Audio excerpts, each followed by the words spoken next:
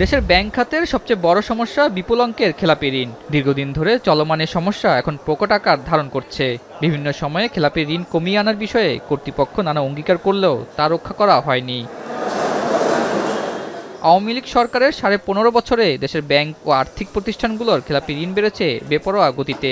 আর্থিক খাতে সুশাসন না থাকায় বড় বড় জালিয়াতির ঘটনা ঘটেছে।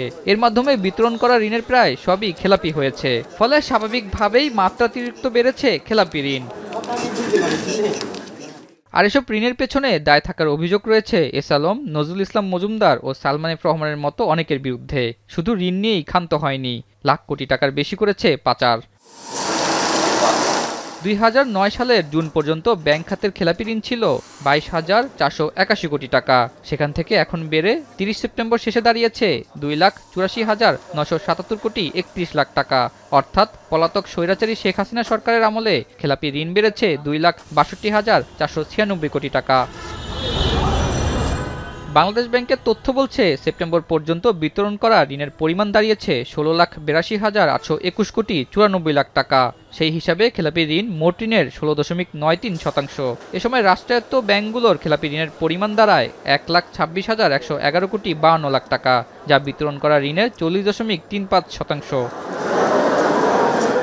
এছাড়া ৩০ সেপ্টেম্বর শেষে বেসরকারি ব্যাংকগুলোতে খেলাপি ঋণের পরিমাণ দাঁড়ায় ১,৪৯,৮০৬ কোটি ৩৩ লাখ টাকা, যা বিতরণ করা ঋণের ১১.৮৮%। সেই সাথে এই সময়ে বিদেশি ব্যাংকগুলোতে খেলাপি ঋণের পরিমাণ দাঁড়ায় ৩,২৪৫ কোটি ৬৩ লাখ টাকা, যা বিতরণ করা ঋণের ৪.৯৯%। একই সাথে বিশেষায়িত ব্যাংকগুলোর খেলাপি ঋণের পরিমাণ দাঁড়ায় ৫,৮১৩ কোটি ৮৩ লাখ টাকা, যা বিতরণ করা ঋণের ১৩.২১%।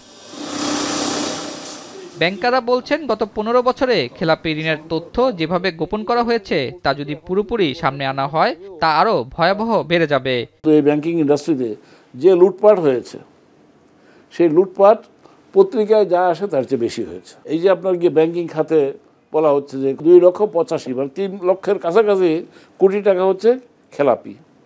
আমি বলবো যে প্রকৃত সব পর্দা যদি উন্মোচন করা হয় তাহলে সেই খেলাপি ঋণের পরিমাণ আরও বাড়বে। শুধু সঠিক ঋণের তথ্য নয়, ঋণের বিপরীতে রাখা জামানতের মাধ্যমে ছোট ঋণ আদায় এবং ফরেনসিক নিরীক্ষার মাধ্যমে বড় ঋণ আদায় করে ব্যাংক খাতের দুরবস্থা কমানোর পরামর্শ বিশেষজ্ঞদের। প্রাথমিকভাবে যাদের কিছু কোলাটেরাল খুঁজে পাওয়া যাবে বা মর্টগেজ খুঁজে পাওয়া যাবে সেগুলোকে অকশনে তুলে তার টাকা আদায় করার একটা চেষ্টা করতে হবে। কিন্তু ম্যাক্সিমাম যে বড় বড় ঋণগুলো যেগুলো বেনামে হয়েছে তাদেরকে হয়তো ধরলে দেখা যাবে যে জানাও যাবে না যে আসলে মাস্টার মাইন্ড কারা ছিল। এই জন্যই কিন্তু ফরেন্সিক অডিটটা খুব জরুরি এখানে। তো তার মাধ্যমে বের হয়ে আসবে রিলেটেড পার্টি কারা। কারণ আমরা শুধুমাত্র ফিগারগুলোকে বলবো এবং এই জিনিসগুলো নিয়ে আমরা আলোচনা করব, কিন্তু দিন শেষে যদি এগুলোকে রিকভারির প্ল্যান না থাকে তাহলে মূলধারার অর্থনীতিতে টাকাগুলো ফেরত আসবে না এবং অর্থনীতির যে যে মন্দা চলছে বা এই ব্যাংকগুলোর যে দুরবস্থা চলছে তাতে কিন্তু অনেক ধরনের সমস্যা এই ব্যাংকগুলোই ফেস করবে। সেই সাথে ঋণ আদায়ের পাশাপাশি দীর্ঘদিন ধরে খেলাপি ঋণের মাধ্যমে যারা ব্যাংক খাতের ক্ষতি করে আসছে তাদের শাস্তি নিশ্চিত করার পরামর্শ অর্থনীতিবিদদের। আতাউর নিয়ন, এখন, ঢাকা।